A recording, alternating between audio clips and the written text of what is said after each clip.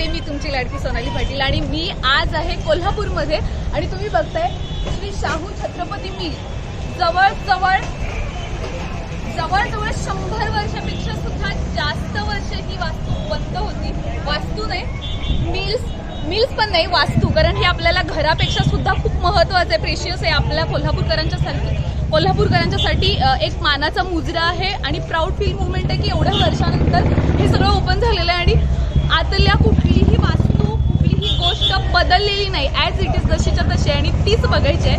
आणि सगळ्यांना बघण्यासाठी हे दालन उभं केलंय, तर चला आपण त्याचा उपभोग घेऊया. आणि मी सुद्धा एवढ्या वर्षांमध्ये कोल्हापूरमध्ये माहिती नाही किती वर्ष होते आणि आत्ता पहिल्यांदा असं झालं की मी या वास्तूला टच करते. सो असं अंगावरती शहारे आले, तर आय डोंट नो कसं वाटतंय, पण नक्कीच प्रत्येकानं 6 उंबऱ्या ओलांडताना की नाही नमस्कार करायला पाहिजे. कारण राजे ते राजे होते आणि ज्यांनी रोजीरोटी दिली प्रत्येक कामगाराला, घरामध्ये त्यांच्यामुळं भाकरी मिळाली, रोजीरोटी मिळाली, त्यांचं आयुष्य सावरलं गेलं, असं कोल्हापूर संस्थान. आणि या कोल्हापूर संस्थानामध्ये ॲज इट इज ही मिल्स आपल्याला सगळ्यांना पाहायला मिळते. तर चला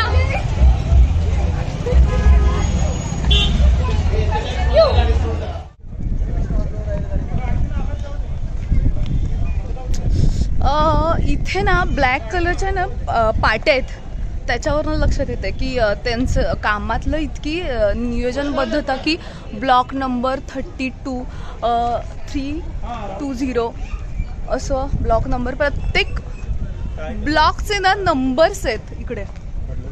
त्याच्यावरून इतकं क्लिअर कट कळतंय की किती व्यवस्थितपणे याची मांडणी आणि रचना आहे. सगळं बंद आहे, जसं तुम्हाला तो मला फील येईल की यार आपण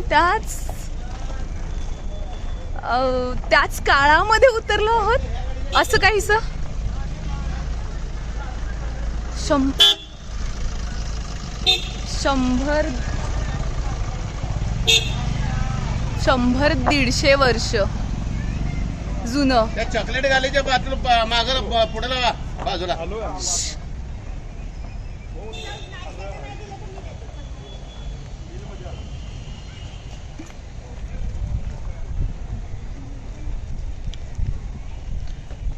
आणि ही वास्तू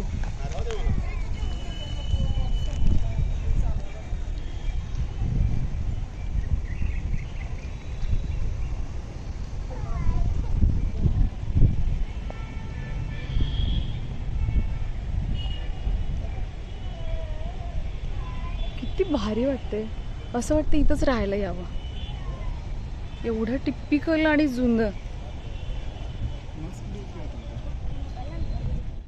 तर ॲज इट इज आपण आतमध्ये आलेलो आहोत आणि इकडे लोकांना सगळ्या गोष्टी, खाद्यपदार्थ आणि सुरुवात जी आहे त्यांनी प्रत्येक म्हणजे मला वाटतं असं सेक्शन केलं आहे, तर त्याच्यामध्ये ना अशी सुरुवात केली. बघू शकता, लोकराजा राजर्षी छत्रपती शाहू महाराज स्मृती शताब्दी वर्ष, कृतज्ञता पर्व 6 मे 2022 आणि वंदन लोकराजाला. राजाला जेवढे वंदन करतील तेवढे कमी आहे, कारण ते इतके मोठे आहेत आपल्यासाठी. आणि हो ऑफकोर्स एवढी वर्ष खरंच गव्हर्मेंटला आणि ह्या सगळ्या गोष्टींना जतन करून ठेवण्यामध्ये इतका मोठा वाटा आहे, या मोलाचा वाटा आहे इतका मोठा. कारण वास्तू घर साधं असलं तर आपल्याला स्वच्छ ठेवणं आपल्या जीवावरती येतं, पण इतकी मोठी वास्तूची 25पेक्षा जास्त एकरामध्ये उभी केली आहे आणि ती वास्तू जशीच्या तशी जतन करणं आणि लोकांना एवढ्या वर्षानंतर ओपन करून देणं, बघायला की चला आपण त्या काळामध्ये जाऊ शकतो. तर खरंच इथं आल्यानंतर असं वाटतं की खरंच यार त्या काळामध्ये आपण उतरलेलो आहोत आणि हे खूप खूप प्रेशियस आहे आत्ताच्या. म्हणजे हे एक सोनेरी पर्व असं म्हणू शकतो. हे बघा, हे असे खूप सारे सेक्शन आहेत, जसं की कुठलंही प्रोडक्शन करायचं असेल, वस्त्रोद्योगाचं असेल किंवा काय असेल, तर हे सगळं प्रोडक्शन, प्रत्येक गोष्ट खोल्या आणि तिथनं मला वाटतं आपण जसं की प्रोडक्ट बाहेर सप्लाय करायचं असेल तर तो एक फ्लो मगाशी बघितला होता सेम वाला. आणि आपण गेलेलो ना ते कंटिन्यू आहे बरोबर ना, पण ही जागा पूर्ण ही मिलसाठी असेल ना, कामगारांच्यासाठी असं वाटतंय.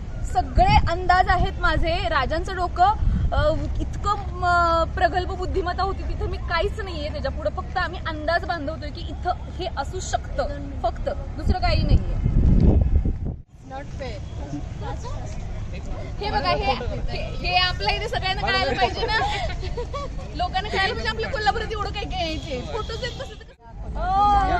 Thank you thank you. झाला की काढला की फोटो.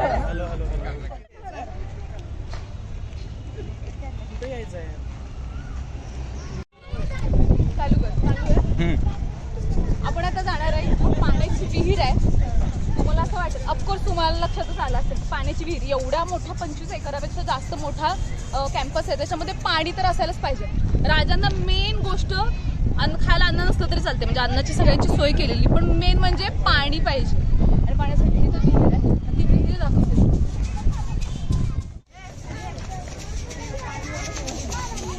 तुडुंब भरले पाण्याने, तुडुंब भरले.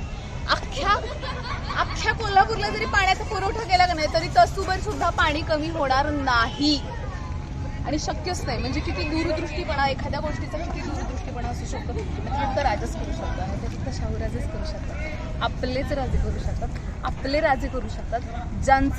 ज्या राजाचं प्रजेवरती प्रेम आहे ना, तो माणूस आणि तो राजाच करू शकतो, आणि तोच राजा होतो आणि आहे असावा. हे काय असू शकतं? इमॅजिन करा, डोकं चालू आहे. एक मेकॅनिकल इंजिनियर आपल्या सोबत आहे. काय असू शकतं? इथले दरवाजे बघ, दरवाजे खिडक्याचं स्ट्रक्चर वेगवेगळ्या, म्हणजे इंडियन फ्युजन आहेत सगळ्या. एक्झॅक्टली. खूप मोठ्या खिडक्या आहेत, जसं की व्हेंटिलेशन साठी खूप सारा सोर्स आहे, जसं की कामगारांना त्रास होऊ नये असंही असू शकतं. आणि दरवाजे प्रचंड मोठे. लाईटचा सोर्स येण्यासाठी बऱ्याच मोठ्या मोठ्या खिडक्या बनवल्या. एक्झॅक्टली. प्रकाश. मेन रिझन हे मेन रिझन आहे, कारण खूप आतमधली, कारण तेव्हा इतके लाईट्स नव्हते ना प्रॉपर. सो आणि दगडी बांधकामातलं सगळं बांधकाम आहे ते दगडी. या बिग बॉस मध्ये बघितलं तुला?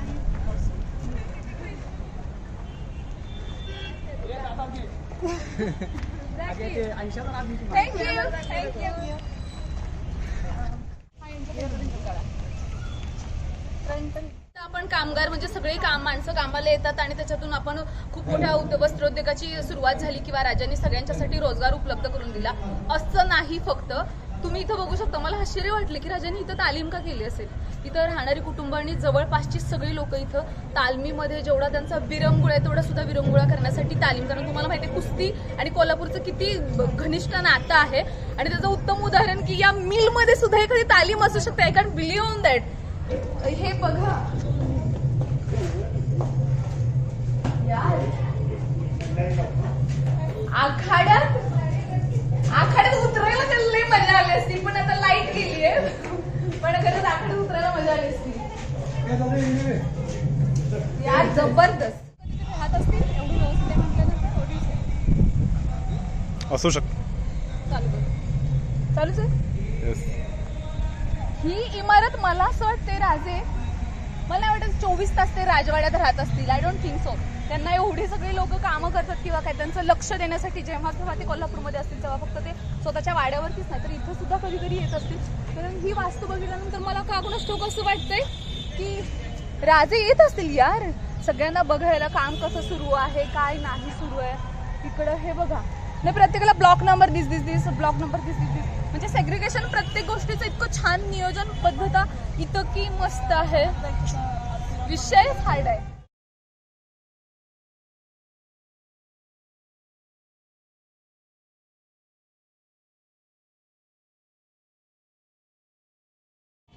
लोकांच्यासाठी चालवलेलं राज्य म्हणजे लोकशाही. पण मला वाटतं लोकांच्यासाठी आणि लोकांकरिता जे संस्थान चालू होतं ते म्हणजे कोल्हापूर संस्थान असं मला वाटतं. आणि तो लोकांचा राजा, लोकराजा, तेच म्हणजे छत्रपती शाहू महाराज. आणि ही त्यांची वास्तू.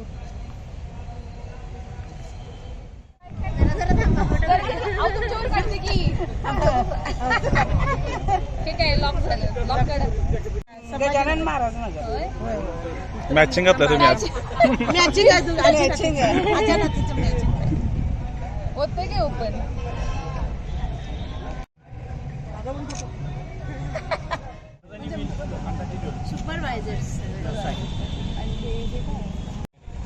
त्यांच्यासाठी ब्लॉक तयार केले. Like cotton.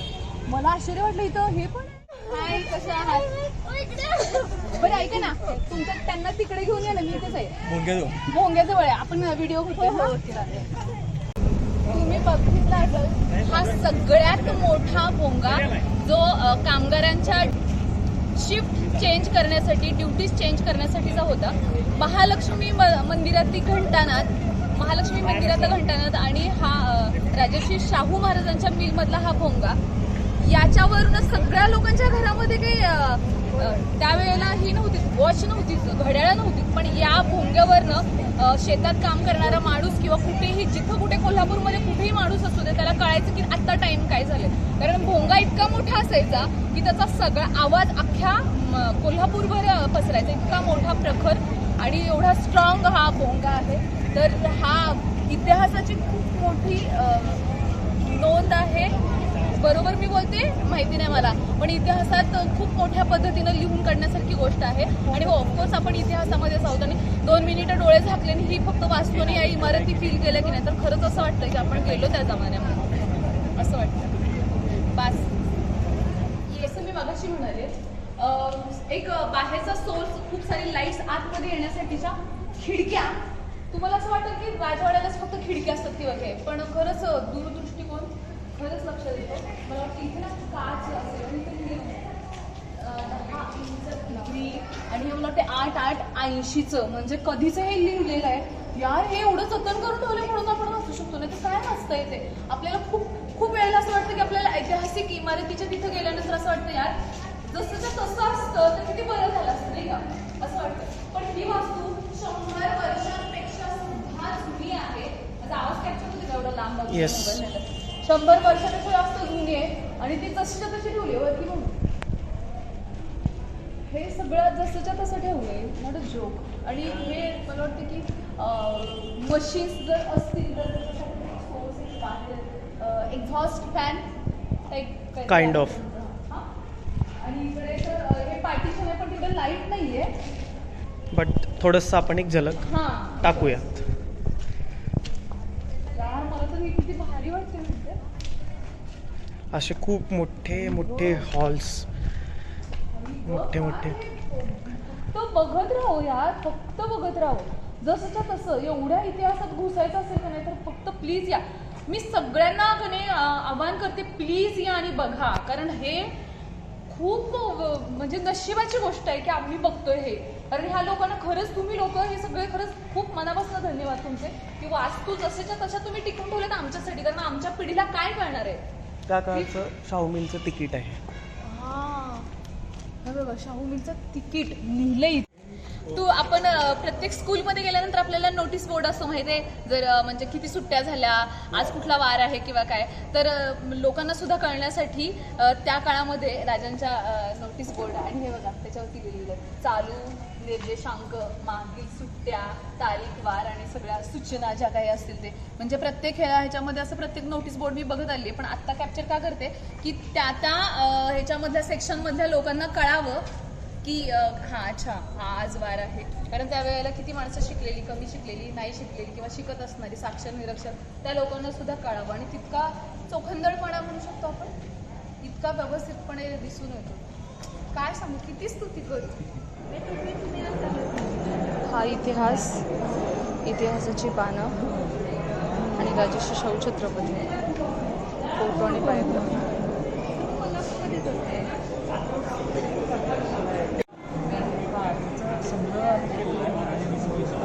आम्ही म्हणजे अजून कोण आहे का संस्था कोणती सह्याद्री इतिहास संशोधन केंद्र.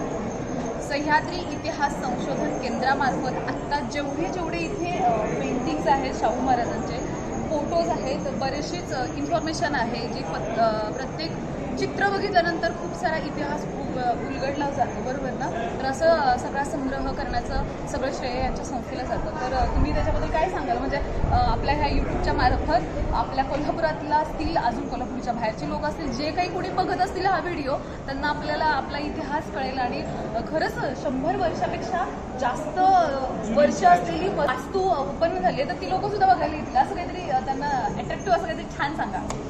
शाहू राजाचं जे चित्राच्या माध्यमातून चरित्र मांडायचा आम्ही प्रयत्न केला. असं म्हटलं जातं की एखादं चित्र असेल किंवा छायाचित्र असेल तर ते 1000 शब्दाचं काम करतं आणि या ठिकाणी तब्बल 200च्या वर मोठी छायाचित्र लाईफ साईज लावलेली आहेत. म्हणजे शाहू महाराजांची उंची 6 फूट 5 इंच होती, तर आम्ही बरोबर ते छायाचित्रामध्ये 6 फूट 5 इंच कशी उंची येईल त्याच्या साधारण आसपास अशा पद्धतीची छायाचित्रं आम्ही लावलेली आहेत या ठिकाणी. आणि शाहू महाराजांची काही कागदपत्रं आम्ही लावलेत. त्याच्यामध्ये डॉक्टर बाबासाहेबांनी शाहू महाराजांना लिहिलेलं पत्र आहे किंवा प्रबोधनकार ठाकरे की बाळासाहेब ठाकरेंचे वडील त्यांचं शाहू महाराजांना लिहिलेलं पत्र असेल. अशी जी दुर्मिळ एकदम पत्रंसुद्धा आहेत, ती पत्रंसुद्धा या ठिकाणी आम्ही डिस्प्ले केलेली आहेत. इथं भोसले कुळाचा जो वंशवृक्ष आहे, खास करून करवीर छत्रपती घराण्याचा समोर दिसायला लागलाय तो. समोर आहे तो खास शाहू महाराजांनी पहिल्यांदा तयार केला होता आणि त्याच्यानंतर मग तो शाहू महाराजांच्यापर्यंत होता, राजर्षी शाहू महाराजांच्यापर्यंत. त्याच्या पुढचं जे आहे तो आम्ही सगळं तयार केला आहे आणि त्याच्यामध्ये सातारा छत्रपती, कोल्हापूर छत्रपती आणि तंजावरचे छत्रपती हे सगळं भोसले कुळाचा वंश आहे. म्हणजे दत्तक कुठून कोण गेलं, कुणाचा मुलगा कोण आहे, हे सगळं त्याच्यामध्ये मांडलेलं आहे आम्ही त्या ह्याच्यामध्ये. आणि ते फुलांच्या स्वरूपात मांडले. ते एक वेल आहे, वंशवृक्ष म्हणतो आपण, वेल म्हणतो. अशा पद्धतीची ती वेल आहे. खूप कष्टानं ते कलाकारांनी केलेलं काम आहे ते. नाही हॅट्स ऑफ आहे या गोष्टीसाठी, कारण हे इतकं सुंदर बघितल्यानंतर 2 मिनिट असं होते, पण अरे यार आपला एक इतिहास आहे ना, हा माहिती झालाच पाहिजे. एवढ्या जणांची नावं आणि या लोकांनी इतकं सगळं एकत्र केलंय आणि त्यांना इतकं छान स्केचमधून लाईक आपल्याला वंशावळ आपल्या घराण्याची बघितली तरी आपल्या डोळा भिरभिरतात. आणि हे एवढा अख्खा इतिहास सगळं बघायचं नव्हतं, जोक आणि सगळं गोळा करायचं. हे पेंटिंगच्या इकडे जाऊयात आपण. टॉपपासून सुरुवात केलं तर हा ऑफकोर्स श्री शाहू महाराज बाबाजी खालून सुरुवात होते. अच्छा इथून बाबाजी राजांच्यापासून सुरुवात होते.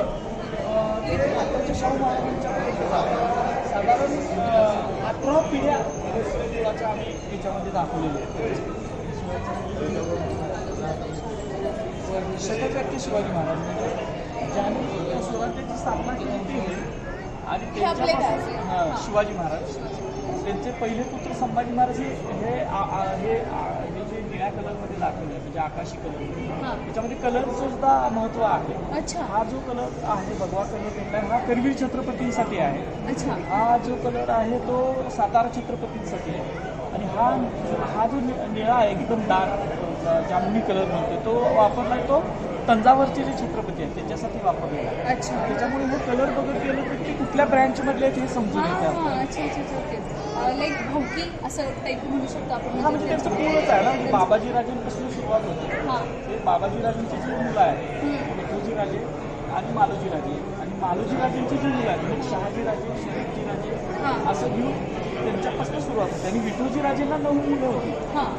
म्हणून मग ही ब्रँच असं ती सगळी ती ब्रँच अशी पुढे जी वाढलेली ब्रँच आहे ती घेतली आपण त्याच्यात. कारण ह्यांच्या घराण्यातून सुद्धा काही भोसले कुळाला दत्तक केलं. म्हणजे आता हे जे शाहू महाराज आहेत ते विठोजींच्या कुळातून दत्तक केलेले सातारा. तुमचे जे आहेत ते शहाजी ते सुद्धा विठोजींच्या ह्या पिंपरीच्या कुळातून पुढे दत्तक केले. त्यामुळे तशा पद्धतीचं ते वेल आहे. जबरदस्त. आणि त्याची सुरुवात बघा, वंशवेल जय भवानीपासून सुरुवात केली. आपण सरकारचा वंशवृक्ष आणि मग तुम्हाला भारी वाटत असेल ना सगळं बघायला. त्याच्या बोलायसाठी हो ना, प्लीज बोला. आपण हे बघितल्यानंतर तुम्हाला काय वाटतंय? मी म्हणूनच अज्ञानात किती असतंय, कारण शाहू महाराज, शिवाजी महाराज, राजाराम महाराज आपण ऐकतोय इकडे बघा. पण मला इथं सगळीकडेच ते दिसतंय नाव, म्हणून मला शंका होती, म्हणून मी इथं ऐकायला थांबले. कारण नावही सेमच असतात सगळी बरोबर, पण आपल्याला कळत नाही की यांची वंशावळ काय बघायला. तू जेव्हा विचार करतेस तेव्हा मी पण अज्ञानात होते, म्हणून मी थांबले. क्या बात आहे. म्हणजे अशी कितीतरी लोक आहेत, आपण म्हणजे मी पण अज्ञानीच आहे असं म्हणू आपण. कळत नाही, पण त्या लोकांनी जो इतका सगळा टाइम इन्व्हेस्ट केला या गोष्टीसाठी आपल्यासाठी, आणि ते सगळ्या गोष्टी क्रिएट केल्या तर प्रत्येक चित्र काय ना काहीतरी आपल्याला सांगून जातात घडवतंय. तर अच्छा, तर त्यामुळे आपण चित्र बघूया. कोल्हापूर शहरात तटबंदी होती त्या तटबंदीचं हे छायाचित्र आहे. अच्छा. आणि हे पंडित जवाहरलाल नेहरूंच्या पुस्तकामधलं छायाचित्र आहे. त्यांची ग्लिम्प्सेस ऑफ इंडिया नावाचं पुस्तक आहे. अच्छा. त्याच्यामध्ये हे छायाचित्र मिळतं आणि ह्या तटबंदीचं हे एकमेव छायाचित्र आहे असं उपलब्ध आतापर्यंत. त्याचा नकाशा आहे तिथं, म्हणजे जे काही 36 बुरुज होते याच्यामध्ये त्या बुरुजांची नावं आहेत सगळी. सूर्यबुरुज, विजापूर, महाकाली, कोलपुरी, पाटील अशी आहेत. आणि दरवाजे म्हणजे वेशी होते ते वेशींसुद्धा नाव आहेत. अशी हे कोट हा साधारण म्हणजे त्याच्यामध्ये हे पण आहे रंकाळा वेस आणि वरून तीर्थवेस, केसापूर वेस ही वेस म्हणजे दरवाजा. दरवाजा. म्हणजे आत्ताच आपण जे त्याला एक ह्याला नाव दिलंय पण नाव ते ते जुनं राहिलंय. जुनं राहिलंय. हा पण इतिहास त्यावेळेस कसा नावांच्या स्वरूपात राहतो.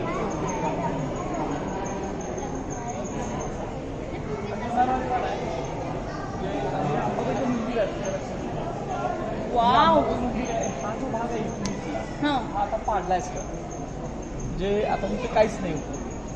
इथून पुढचं जे आहे ते आहे. बापरे एवढं एमटी होतं ना ते त्यावेळेला. हा चौकच होता.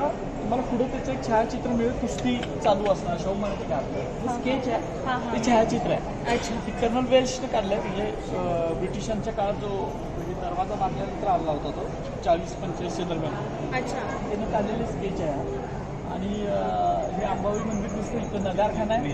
आता जे शेतकरी संघाचं जे आहे तो इथं ते असं होतं. इथं हा सुद्धा वाड्याचा भाग होता. इथं जनानखाना होता त्या वाड्याचा हा भाग आहे. आणि इथं ह्याच्या पुढं हा जो आहे त्याच्यावरचा हे दोन्ही मजले गेलेत. आता एवढं राहिलं आहे. याच्या पुढं जे आहे ते शाहू महाराजांनी जो मंडप बांधला अक्कासाहेब महाराजांच्या लग्नासाठी 1908 ला त्या. आणि त्याला भवानी मंडप म्हणायला त्याला भवानी मंडप म्हणायला लागले. पण ऍक्च्युली हा राजवाडा आहे छत्रपतींचा. आणि हा राजवाडा जुना राजवाडा काय झाला न्यू पॅलेस बांधला गेला 1874 नंतर. त्याच्यानंतर मग ह्याला जुना राजवाडा म्हणायला लागला. पण करवीर छत्रपतींचं जे सिंहासन होतं ते इथं होतं. हा तरी मला वाटत होतं. नाहीतरी आपल्या भवानी मंडपाची अशी रचना आहे तिथला तो वाडा आहे की नाही तर असं वाटतंच की खरं तिथं कोणीतरी राहण्यासाठीचाच केलेला आहे तो वाडा. लोकांनी आता ते त्याचं मंडपाचं नाव त्या राजवाड्याला झालं. हा. इथं भवानी मंदिर आहे. इथं इथून आज जातो आपण. मुख्य गेट आहे तिथं. इथून आज गेलं की हा अंबाबाई चौक आहे. आता बदललं थोडंसं स्वरूप एन्क्रोचमेंटमुळे. हा नगारखाना करवीर छत्रपतींच्या राजवाड्याचं प्रवेशद्वार आहे. आणि हे 1835च्या नंतर बांधलं. पण हे मला भवानी मंडपाचं काइंड ऑफ दिसते. म्हणजे हेच आहे का भवानी मंडप पुढं आहे त्याच्या. हे त्याचं प्रवेशद्वार आहे दगडी प्रवेशद्वार. नगारखाना म्हणतात त्याला. आणि एकेकाळी कोल्हापुरातल्या सगळ्यात उंच इमारत ही होती. आणि कुठूनही दिसायची कोल्हापुरात. कारण ती तेवढ्या उंचावर बांधली आहे. तेवढ्या खासाबा दादांचा नव्हता हा का इथं आहे. खाशाबा दादांचा पुतळा इथं आहे. हे आतून आहे. आतल्या बाजूतून घेतलं. खाशाबा दादांचा आता इथं तो क्रीडास्तंभ उभा राहिला आहे. तिथे कारंजी वगैरे काढले गेले. आणि इकडच्या बाजूला शेतकरी बाजार आहे. पाडून शेतकरी बाजार आहे. आणि हा बाहेरच्या बाजूचा. हा बाहेर म्हणजे मला हे बदललेलंच नाहीये मला असं वाटतं. ॲज लाईक म्हणजे हे फक्त थोडंसं स्ट्रक्चर बदलले नाही तर मग भीड आणि हे अजून तसंच आहे. लाईक तेवढं कदाचित ते बाजारपेठेमुळं. हे शाहू आणि कोल्हापूर कसं होतं म्हणजे छायाचित्र आहे.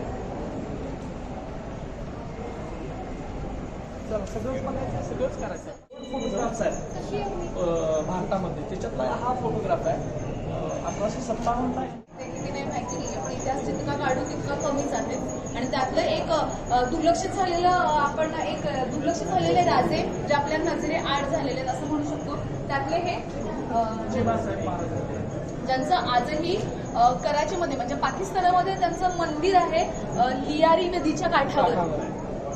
कारण त्यावेळेला ते कैद झाले होते आणि तिकडेच त्यांचं स्वातंत्र्य संग्रामामध्ये कोल्हापूरमध्ये एक मोठं बंड झालं स्वातंत्र्यासाठी. स्वातंत्र्य संग्रामामध्ये त्याचं लिडरशिप यांनी केलेली होती. आणि त्यासाठी इंग्रजांनी यांना कैद केलं आणि पाकिस्तानात आत्ताच्या नेऊन ठेवलं. जवळजवळ 11 वर्ष तिथंच ते कैदेत होते. नजर केली तिथंच त्यांचं निधन झालं. आणि मग शाहू महाराजांनी नंतर त्या शाहू महाराजांनी करवीर दरबारच्या खर्चानं त्यांचं समाधी मंदिर त्या ठिकाणी बांधलेलं आहे कराचीमध्ये. आणि असं म्हटलंय शाहू महाराजच करू शकतात. पाकिस्तानात जाऊन कराचीमध्ये लियारी नदीच्या काठावरती आपल्या कुठलं तरी स्वातंत्र्य स्वातंत्र्य हे बांधणं मंदिर बांधणं. म्हणजे शाहू महाराजांना ज्या मातेने जन्म दिला त्यांचं छायाचित्र आहे. बघता त्यावेळेची सगळं त्यांचं अटायर आहे. पैंजण आहेत, तोडे आहेत पायामध्ये. सगळ्यात आधी माझं लक्ष त्याच्याकडेच गेले आणि तुमचं पण गेलं असणार आहे. आई शपथ कसलं सोनं बिनं, म्हणजे ब्लॅक अँड व्हाईट मध्ये पण स्केच केले. तिथल्या बायका पण बघायला गेल्या, असं सोन्याकडेच बघणार ऑफकोर्स आपण, कारण आपल्याला सोन्याचं खूप अट्रॅक्शन असतं. पण त्या काळात ते हे कंबरपट्टा एवढा जाडवाला आणि एवढं ठसठशी त्यांची मान दिसत नाहीये, एवढं सोनं जबरदस्त, इतकं म्हणजे रॉयलनेस आहे ऑफकोर्स. आणि शाहू महाराजांची आई म्हटल्यानंतर प्रश्नच नाही. तर त्यांचं ही छान छायाचित्र प्लीज कंटिन्यू करा.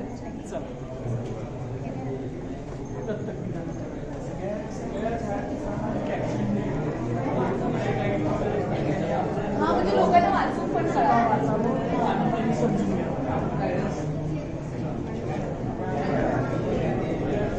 या महाराजांच्या शिक्षकांनी आपल्या अहवालामध्ये शाहू महाराज हे स्वभावाने लाजाळू आहेत असा उल्लेख केला आहे. तुमची मुलं जरी लाजाळू असतील तरी सुद्धा बऱ्याचशाच गोष्टी करू शकतात. कारण शाहू महाराज यांनी कोल्हापूरचं संस्थान एवढं इतका मोठा डोलारा, ज्यांनी राजा लोकांचा राजा झाला, ते राजे होऊ शकतात, लोकांवरती मनात अधिराज्य गाजवू शकतात, लाजाळू असू शकतात. तर तुमच्या मुलाच्या बदला असं उगाच करू नका की ते लाजाळू काय तिथं फोटो पण आहे आणि प्रत्यक्षात अवजार पण आहे. तर तुम्ही इथे बघताय की एक अवजार आहे आणि इथे नांगर आहे, म्हणजे एक अवजार आहे ज्याचं नाव आहे नांगर, आणि इथे चित्र पण लावले. तर सर सांगतील त्याच्याबद्दलची माहिती. तोफांपासून बनवलेला नांगर आहे. शाहू राजांना आपण तोपुरुष का म्हणतो तर त्याचं कारण आहे, फर्स्ट वर्ल्ड वॉरमध्ये पोलादाचा तुटवडा हा ब्रिटिशांना कमी पडला, पोलाद खूप कमी मिळायला लागलं, म्हणून त्यांनी भारतात ज्या मध्ययुगातल्या तोफा होत्या, अक्षरशः लाखोच्या संख्येनं तोफा होत्या, गड किल्ल्यांवर होत्या, संस्थानिकांच्याकडे होत्या, त्या त्यांनी वॅगन्स भरल्या, त्यानंतर जहाजांना भरल्या आणि शस्त्र तयार करायला ते घेऊन जाऊ लागले. शाहू राजांना हे समजल्यानंतर शाहू राजांनी कोल्हापूर राज्यामधल्या ज्या तोफा आहेत त्या किर्लोस्कर, आपल्याला सगळ्यांना माहिती आहे किर्लोस्कर कंपनीची त्यावेळेला नांगर बनवत होती, त्या किर्लोस्कर कंपनीला आपल्या कोल्हापुरातल्या ज्या तोफा आहेत, पोलादी तोफा, त्या दिल्या आणि त्याच्यापासून नांगर बनवून घेतले. तशा त्यातला हा एक नांगर आहे, त्यावेळेचा 100 वर्षापूर्वीचा पोलादी नांगर, की ज्या नांगरामुळं शेती केली आणि शेती सोपी झाली आणि कष्ट वाचले. आणि एवढं डोकं की बाबा त्यावेळेला ज्या तोफा होत्या, ज्या रिकाम्या पडल्या होत्या नुसत्या, त्याचा काही एक उपयोग नव्हता आणि इंग्रज घेऊनच गेले असते शस्त्र बनवायला. म्हणजे ही आपली हे संपत्ती असताना सुद्धा आपला त्याच्यावरती हक्क राहिला नसता जर की आपण ब्रिटिशांनी उचलून घेऊन गेले असते. पण त्याचा आपल्या कामामध्ये किंवा आपल्या लोकांना, आपल्या जनतेला कसा फायदा व्हावा या दृष्टिकोनातून हा रयतेचा राजा जो म्हटलं जातं, शेतकऱ्यांचा राजा. त्याचं कारण हे की त्यावेळेला आपल्या शेतकऱ्यांना अवजारं कमी पडली, याचा त्या राजाने पहिल्यांदा उपयोग केला. आणि हा भारतातल्या सगळ्या 550 संस्थानिकांमधला पहिला राजा आहे की ज्यानं तोफांचे नांगर बनवून घेतले. क्या बात आहे, तोफांचे नांगर. म्हणजे ह्याच्याबद्दल गोष्टी उलगडत जातील, तेवढा राजांबद्दलचा रिस्पेक्ट आहे ना तो नॉच लेवलचा होत जाते. ह्याचं कारण असं, इतिहास फक्त आपण वाचत जातो, पण वस्तू ज्या वेळेला फील करतो त्यावेळेचा इतिहास आणि त्याबद्दलची प्राऊड मुवमेंट अनबिलिव्हेबल. सर आता कुठे जायचं आहे? पण